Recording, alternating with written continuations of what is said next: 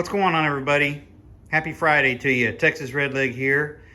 Just wanted to sort of talk about this very, very important topic of auxiliary power due to all the talk and rhetoric about blackouts and dark winter and all this jazz. So probably about 6 months ago, I purchased this Champion dual fuel generator, and I went in and got this 30 amp cord with it. Now, you know, Ice-Mageddon got us pretty good here in the Texas area last year, so one of the reasons that I bought this thing was to, you know, combat that situation. But like I said, it is a dual fuel. It is electric start, which is really nice. At my age, I'm not out here, you know, pulling on ropes and this and that. And like I said, it runs on LPG or gas. So it's a nice option to have, and with extra propane tanks around, it sure is handy. And it's quite loud, it's quite heavy, but like I said, it is on wheels, and it does have this handy handle here, lifting handle that you can drag it around. Pretty happy with it so far. It starts right up, no hiccups at all. This cord here, there is another method to this for a window. Of course, you can do the you know, the transfer switch hardwired into your panel. I'm just not there yet. So what this does is this is just some pipe insulation with a little insulated T right here. So basically, I can set this in the window, open the window, set this in the bottom of the window frame, and then put my cord in, right? Put my cord in, and then the window shuts on top of this, comes down. And I have another piece I can put on top of this or below it, should that help seal the joint. You can also do it with a pool noodle. You just have to do some drilling and cutting on it. But since I had this stuff laying around, I figured I would just use this. So this allows you to get a fairly tight seal, you know, with the cord through the window, and still be able to close your window. And then you can, of course, put some pieces of 2x4 up on the top edge up against the top of the window frame, the header there, to secure the window if you need to. But this is a way that you can, you know, ensure that you can get your cord in the house without having a door slammed on it or a window closed on the actual cord itself. So I thought that was a pretty cool thing. And then there's a nice video on using the pool noodle with DIY Prepper, if you want to check that out. But this is a fairly robust unit here. I can't remember exactly what I paid for it. I want to say it was right around 1,000, but I could be wrong. I'm just sort of guessing on that. But anyway, this is just part one of my auxiliary power video.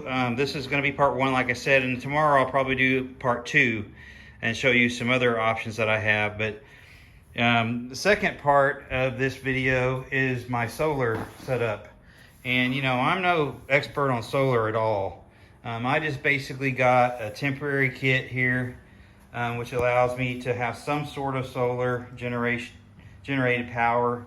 This panel does fold up like a little binder, and I am able to double bag it in these blackout bags, and I just wanted to keep that nice and clean. Same thing with this little solar generator here, battery box, whatever you want to call it. It's made by Flash Fish. Again, I don't know a whole lot about them. I just wanted something at the time, and I was able to find it, and it just comes with a little kit all together here again. I double bagged it with these blackout bags in case, you know, EMP or whatever, and also just keeps it clean and moisture free. I've also got some handheld radios here that I have bagged as well in blackout bags, some lighting, different miscellaneous lighting, and different chargers and things. And then this is just some extra flashlights and such that goes along with need in this type of situation. And I typically just carry it all. It all fits in this little cargo bag here. nice and neat, and I just keep it all together, and it's not a big deal. But, you know, going forward, I would encourage everybody to have, you know, at least one or two methods of solar power available. You know, some people are really knowledgeable on it. I'm not. Again, I just know a little bit, but I wanted something simple and mobile that I could carry around, you know. So hopefully this video doesn't bore you too much, but I just wanted to show you a couple of options that I have, you know, pending an issue. And of course, I've got quite a bit of fuel for this thing. I've got, I think, 6 or 7 propane bottles, and then some about, you know, probably 35 gallons of actual gasoline that I can use for this thing as well. You know, I'm not sure how efficient it is. I do need to continue to do a little bit of reading on it and such, but you know, at least it's something. But I would encourage people to have at least 1 to 2 sources of auxiliary power for you know, what everybody's saying is coming. So hopefully everybody can get on that. And I know there's people in a lot better shape than me, and a lot worse shape, to be honest. Some people have nothing, you know. But people need to learn to live, you know, during the day. They need to conserve lighting, and turn the lights off, open your window blinds, you know, use the natural light as much as possible. I think we all need to learn to conserve in that way, just to get used to maybe living like that for long periods of time. It may be something that's going to be part of our lives from now on. I'm not sure, but I think anything that we can do to conserve, you know, and get used to living a certain way, you know, as uncomfortable or unpopular as it might be a good thing. At least we're not, you know, shell-shocked and whatnot. We're sort of used to it and understand the drill.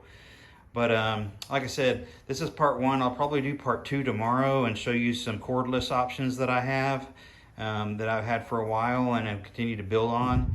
And that may be something that's a little bit more palatable to some people, but depending on, you know, price and budget and this and that. So with that, everybody keep prepping, stack it deep, and long live the Republic.